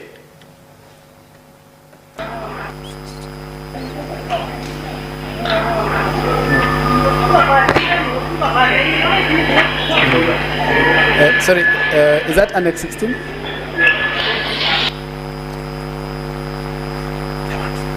And the speech is still with the County Assembly of Meru.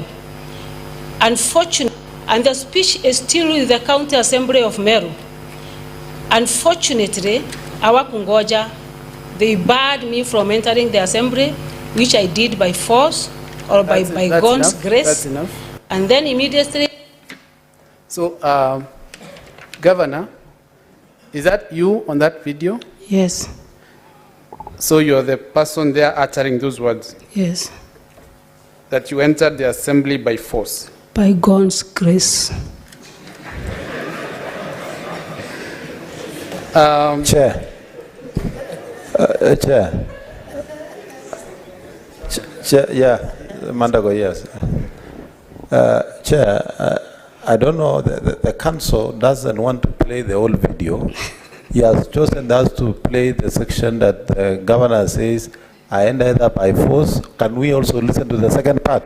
Because we cannot say time and disadvantage the witness, Chair.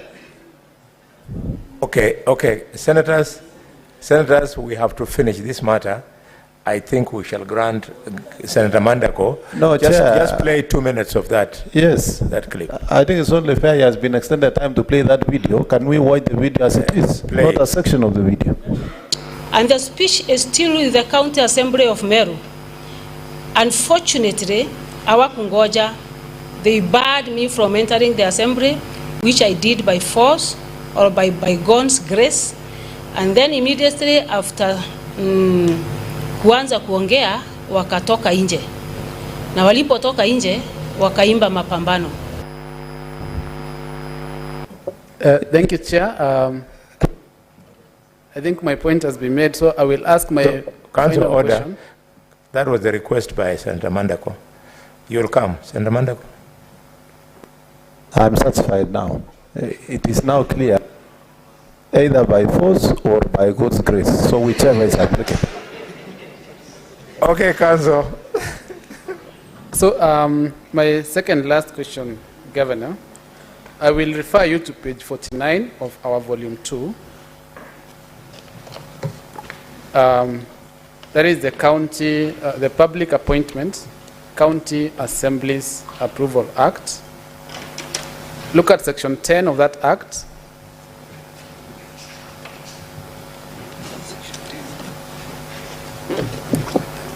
Governor, kindly read for us section 10. What does it say? Rejection of nomination. 1. Where the nomination of a candidate is rejected by a county assembly, the appointing authority shall submit to the county assembly the name of another candidate, and the procedure for approval specified in this act shall apply accordingly. Is there any provision? Chair, point of order. Chair, the councils of the county assembly are becoming mischievous with time. They had asked to just play one video. Mr. Chair, I want to find out whether you have extended the time so that we can sit pretty and know we have another 30 minutes to listen to the county assembly. Senator Mandako, what Gabriel and the other lawyer are doing, they are bullying me. They know that I love young people. So they are bullying me. This is probably their first time to address the nation. They are addressing the nation, so I'm really constrained. Anyway, can you restrict yourself to your request? You wanted to be allowed to play, but because you had started, just conclude that statement and it ends there. Please. Yes. Chair, I had begged for the video on just one question, which is what I'm asking now. And I am concluding in the next 1 minute. So my question to you, Governor, regarding that provision you have read, which is my last question, is there any part in that law which permits the governor to go vilifying MCAs just because they have rejected the nominees of the governor? Is there any part of that law you have read which permits the governor to go vilifying MCAs for the reason that they have rejected the governor's nominees to the positions of CEC? There is no law, and I have not vilified the MCAs for that. Thank you. Thank you very much, Chair. Thank you for indulging me. Thank you. Very well. Back to the council for the governor. I've given you 5 minutes. 5. Thank you, Chair. I will strive to conclude my re-exam in the 5 minutes. Honorable Governor, first of all, in all the questions that have been fired at you during cross-examination and during the course of these proceedings, has the County Assembly of Meru produced any form of evidence that challenges the documents you have produced before this select committee? Not a single evidence. Have you at any moment ever admitted that you have made any illegal appointments? In your response, have you admitted of that wrongdoing? I have not admitted any illegal appointment made by myself. The role of the patron of Meru Youth Service, does it in any way collide with the role or the mandate of the board of that service? No. Does not.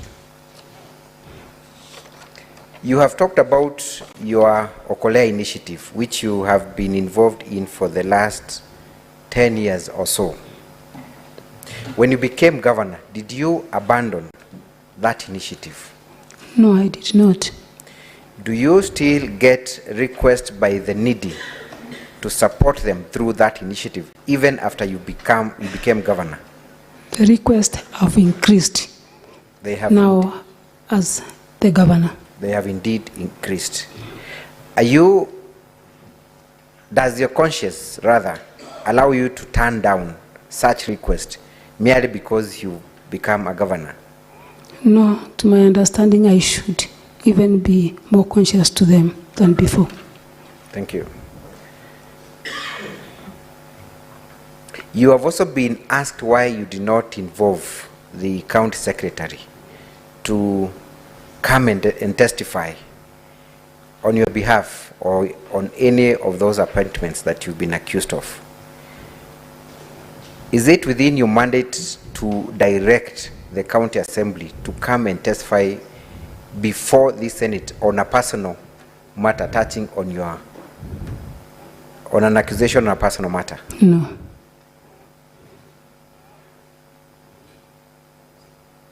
Are you responsible for the utterances of your spouse?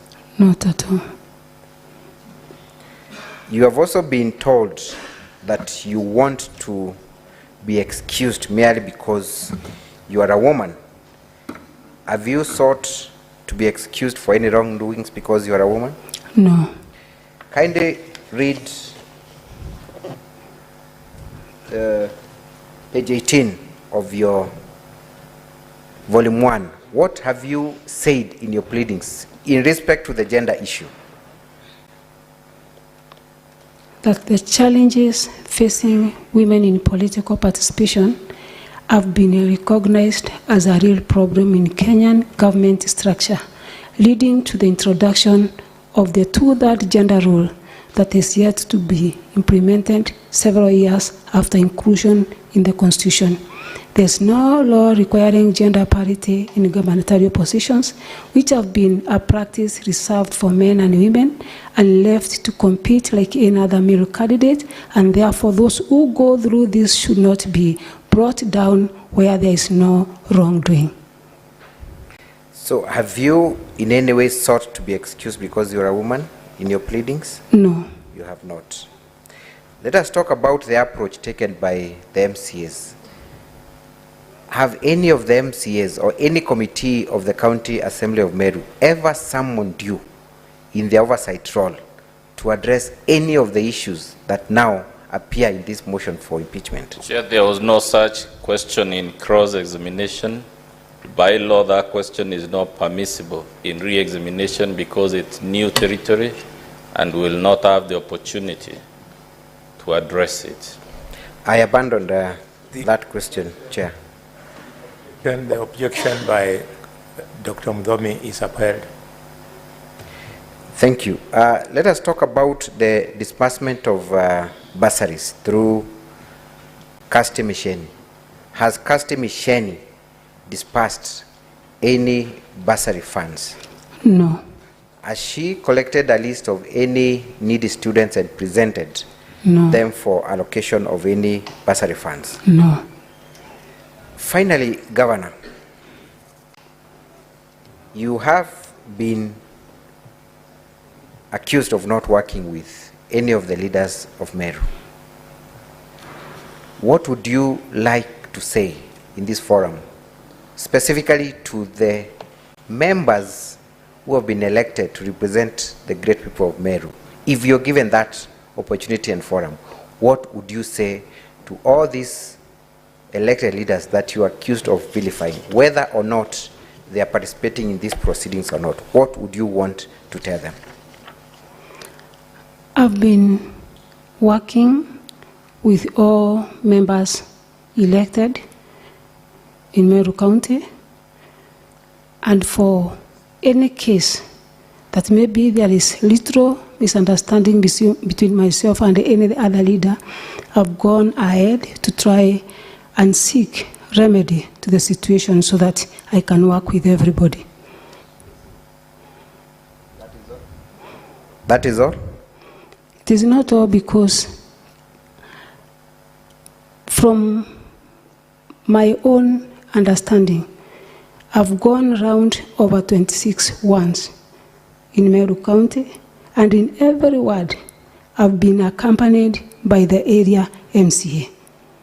And in any other meeting that involves leaders in Meru County, my presence has been there. Thank you. And for anyone who feels offended by your style of leadership, what would you like to say in respect to that issue? Anyone who feels offended by my leadership, last 1 month and 1 week, I went ahead and apologized 70 times. And even now, I'm ready to apologize for anyone who feels offended. Thank you, Honorable Governor. That will be all, Honorable Chair. Thank you very much. Counsel for the Governor, can you serve her with some water? Because she's still there. I now open the process to the distinguished gentlemen and ladies from the committee.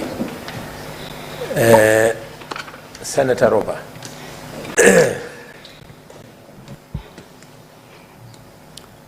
Has the governor taken the water? Yeah, let her take the water.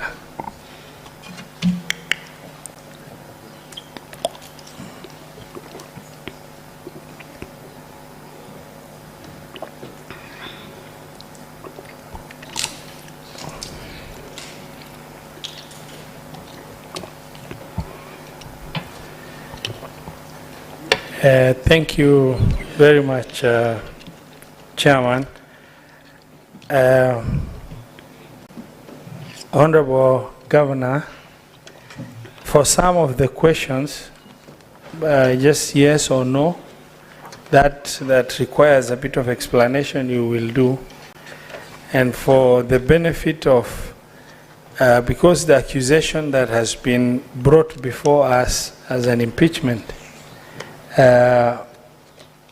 touches on you, and a lot has been brought out that is relating to attitude and roadside decisions and not getting along with the other leaders. My question very quickly is, after you are elected into office, having served in different capacity before, did you attend the induction courses arranged by Council of Governors to clarify roles, responsibilities, jurisdictions, and limitations?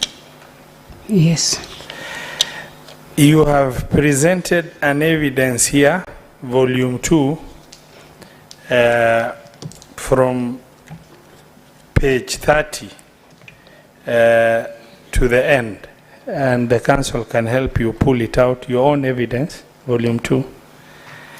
And there are a lot of photos of county first ladies and that. However, in the presentation by either your legal counsel or the key witness, it hasn't been clear what your intentions of presenting this additional evidence are. I would like to understand, by including this evidence, what did you want to achieve? By including this evidence, I wanted to show that the role of first ladies were recognized then by the county assembly, the first governor and the second governor. Okay, this is just to let you know as a governor who have served for 10 years, other than some ceremonial representation, there is no budget or responsibility for county first ladies in county government. Yes. These images and photos that we've shown or previously publicized is just of them participating in departmental programs that has already taken shape. And as such, the illegality in terms of the spouses of the governors being able to play critical roles that are formal, it's not anywhere. It's just a goodwill of that. Now, on the norm of governors giving their, annual speeches or other speeches at the county is that it's a very formal role. When we watched the video, you really looked combative, to be very honest. Even in your walking style, the way you've come, it was like you're spoiled for a fight. And I'm just, and the public have watched the video as it is.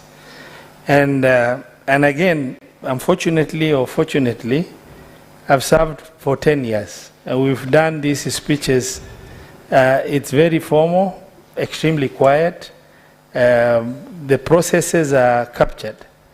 And you had quite a crowd following you up. It looked like you were prepared for some fight, some event, some show of force or something, yet it is some just procedural program that required you and your car, your security to drive into the premises and do what you are required to do. I really want to understand. I just saw the video of you walking very abrasively, actually, combatively, if I looked at it, because by the time you're walking, you're also throwing some words I could not understand, but I could see. I want to get to understand, were you pre-advised that there is a problem at the assembly? Before the date or the day that I was to address the assembly, the clips have been played here where the MCAs and warned me that I should not attend and give my speech to the assembly because of the word fad. And when I arrived at the assembly, gate 1 was completely closed, and then I turned back to use the other gate. It was also closed. By then, people had started to gather at the gate. Okay. The chief of staff in your county government, and the reason why I ask about whether or not proper induction was done,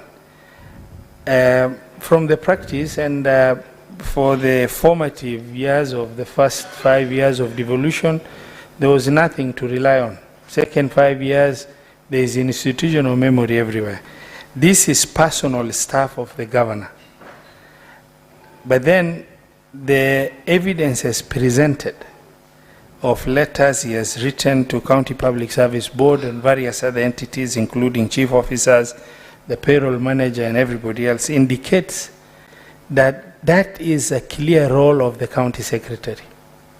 And your chief of staff seems to be the most empowered or empowered staff in the county. And by the way, according to the guidelines given by Transition Authority earlier, simply you appoint that person yourself. It did not even require for you to take them through the board. I want to find out in all these documents that we have the head of public service, the county secretary. Why is it that the county secretary's documents or communication between the county secretary and the board is not apparent, but rather your chief of staff is the key player playing a legal role that ought to have been undertaken as legal responsibility by the county secretary? Maybe one of the reasons as to why he appears to be a bit close or representing me, it is because most or more of the accusations that are against me, in all those meetings, he has been with me. And I thought he's the best person to understand the cases as per the impeachment motion or the accusations. No problem. You could have given the same directive to your county secretary for him to Senator, directly respond. Order, Senator, I want to appeal to colleagues. You bite twice, at the very most 3 times, and you give others a chance. So, Senator, maybe that will be your last bite. Proceed, Senator. I want just to clarify, I haven't gone to the last, but I can cut it short, it's okay, I give the chance, but you could have directed your county secretary to write to various entities and get you the communication, because that's the formal position. And the county secretary would have done exactly what the chief of staff has done, right? I stand guided. Senator Sifuna. Yes, Chairman, first, you know, my party leader likes to say, usione simba menyeshewa ukadhani ni paka. It is very difficult for me to relate the person who has appeared before the Senate today and the person that I have seen in the videos there, and certainly very difficult to relate you, Governor, to the picture that was painted by Council for the County Assembly during his opening statement. I was convinced that you are ready to invade Isiolo and to invade Tharaka Nithi and the neighboring counties. But so, Governor, you know, the beauty with us is that we are politicians. There are certain political nuances that we will get that probably will escape the legal minds. And we want you to deal with us as your political colleagues. You have been a member of parliament. This chair has been a member of parliament for a long time. There is things we know between us, and you know what I'm talking about. But let me begin. The case has been laid out here that there were 2 impeachment motions. There was a first motion to which a court order was issued and it was stopped. In your testimony there, you have averred again that there was a court order that prevented you from attending the second impeachment. Governor, was there a court order for the second impeachment process? From the advice by my legal person, is that because the first order was given and the case hearing was to be January, he advised me that it will be contempt of court. This was a second impeachment. You are saying your legal counsel advised you still not to appear for the second impeachment? Yes. It is also possible, Governor, that since you had seen, you yourself have testified that you knew that these people had already taken a position, it is okay to say that you decided not to go to those proceedings because you knew these MCAs had made up their minds. What we don't want to get a sense of, because we, as I said, we politicians pick up certain nuances. We know our own cleverness. So if we get the sense that you're being clever with us, it upsets us. So the second question, Governor, these appointments, you are aware that firefighting is a county government function. Yes. Firefighting is a county government function. So when you are asked and then you say that these people were going to be the ones making calls, in this area of Timau, what would you say would be the percentage number of people who have phones? Why would you need these 2 people to be the ones to call in case there are fires? What would you say? How many people in Timau don't have phones? That was a request, Honorable Senator, from the residents of Timau. That they wanted 2 people who could call the county government when there is a fire. The number of people was entirely to me to decide because I was the one to pay them. But these people were to make phone calls in the event there is a fire to the county government? Not only phone calls, but also give assistance to the areas that have been with such issues. Okay. Some more political cleverness.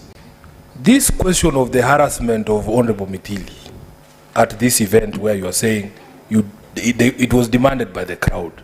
Governor, in all honesty, had you spoken to that crowd about any of the previous events, the events of a preceding day that involved this honorable MCA, that could have incited or driven this crowd to make this demand? It was my normal speech before he arrived, because I arrived before him. Good. Did it touch on any of the matters that had happened prior between you and the assembly? Of course, yes. I had to tell them that I was denied access, of which they knew, and they asked me, what is the way forward? So you have seen us at rallies, here, all of us, saying, "Ni nyinyi mumesema sio mimi." Yes. You know we know what we are doing. Okay. Lastly, Chair, there is this question of the accusation that you are working with the opponents of these MCAs. And in fact, one of them has testified here, Chair. I think it was the county secretary, is it the chief of staff? And we have seen another one in the video. Do you not see that this could be a genesis for the bad blood between you and the MCAs? Doesn't matter if you call me.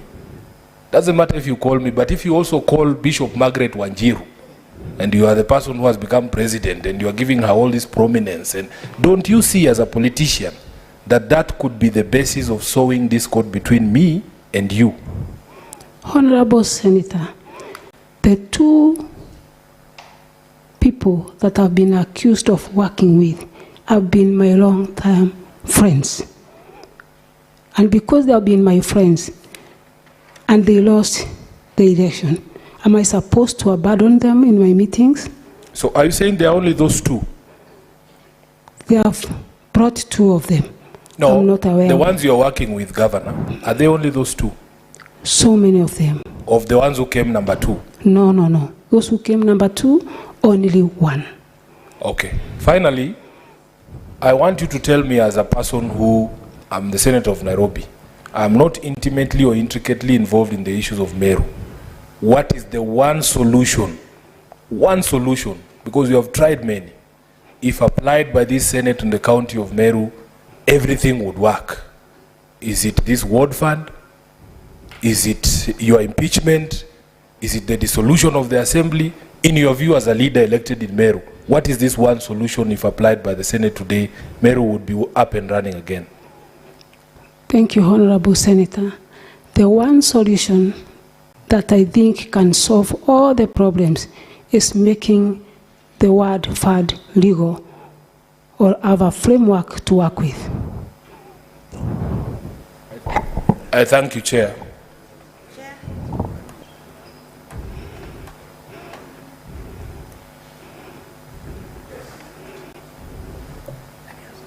Chair, thank you. Thank you, Chair. Yes, thank you, Chair. Chair, because the Honorable Governor is a bishop, I want to take a biblical perspective. And I want to ask Governor Kawera Mwangaza, what does the Bible say about a loose tongue? A loose tongue can cause many problems. A loose tongue can actually burn down a nation. Yes. Honorable Governor, God gave you the victory, and I congratulate you. You are my colleague in the National Assembly. But did God give you the victory in order to go and trample upon everybody, to go vilify everybody, to go abuse other leaders? Were you given that victory, my sister, in order to finish yourself? Because I see a process of self-destruction.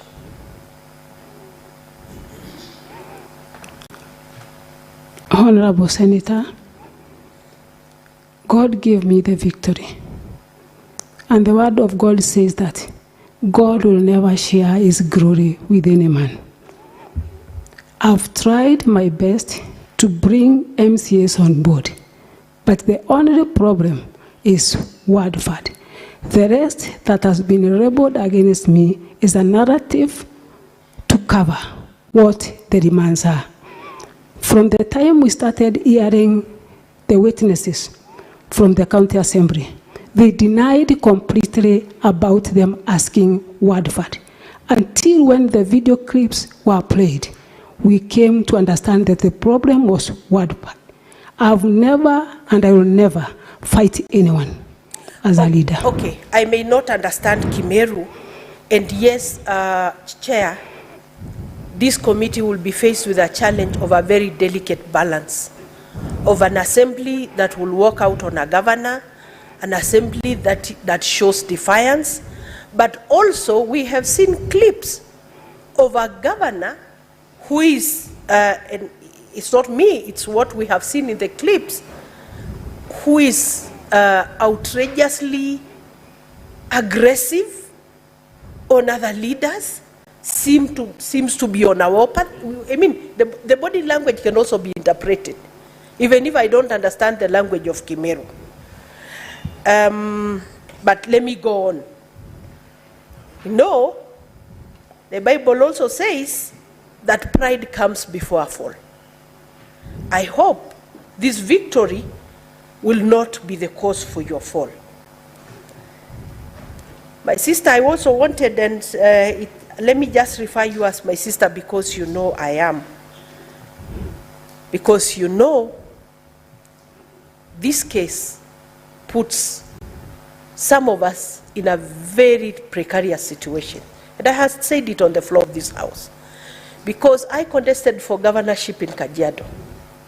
And I was hoping your success in Meru will propel me to governorship in Kajiado. But today, 3 months after the election, there is an outcry in Meru. Will really your behavior in Meru help to propel more women into positions, or will it bring us down? These are my worries, my dear sister. You know about the women movement. You know about the women who went before us.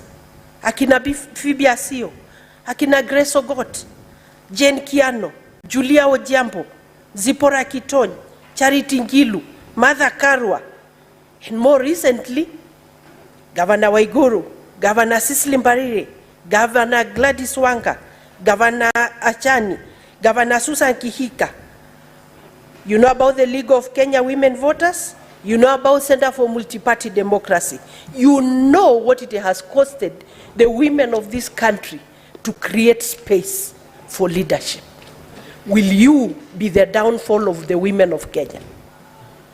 Will you bring because you must see your actions, not just to affect the people of Meru, but to affect the women movement, to affect the girl child, even those we have given birth to. I am sorry to speak this way, because you must be told the truth, that you must be able to tame your tongue. You must be able, now that you are the victor, to know that it is the victor who needs everyone else. It's not everyone else who needs you. It is you, the victor, who needs other people. My sister, I foresee a situation where you are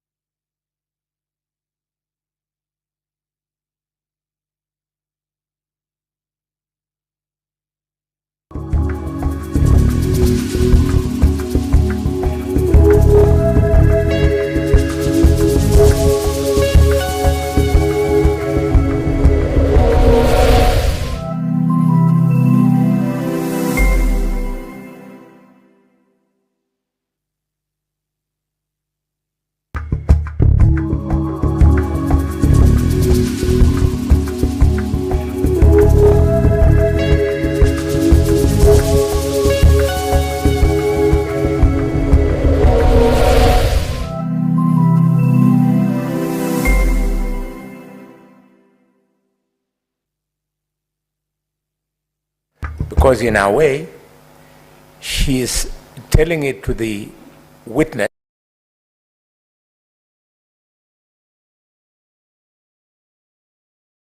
Young Sifuna, he speaks better English than me, who was telling me in the morning that it is expected that when a young person succeeds, he doesn't go through the door of success, but he stands in the door of success, holds the door for other young people to go through.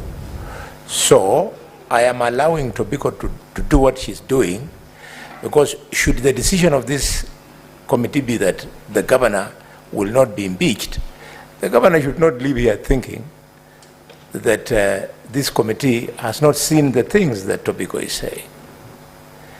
And therefore, I'm allowing, because I, like Edwin Sifuna, Tobiko is saying, you've gone through the door, can you please hold the door and let other women go through, instead of spending that time fighting priests, fighting MCS, pushing the case of your husband.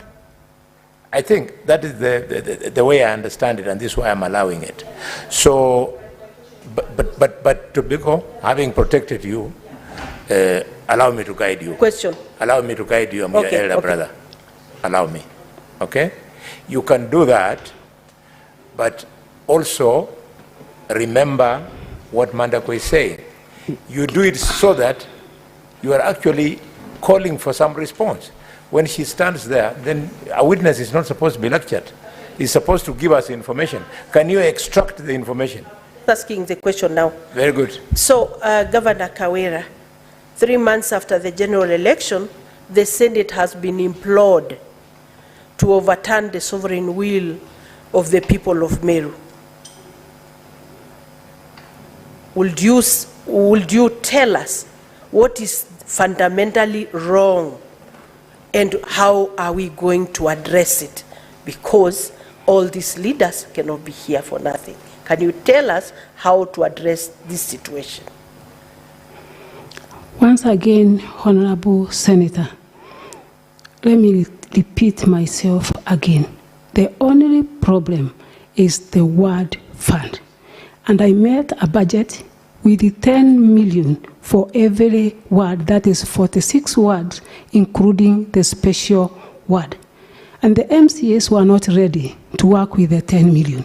They insisted that the previous governors allocated more than 20 million.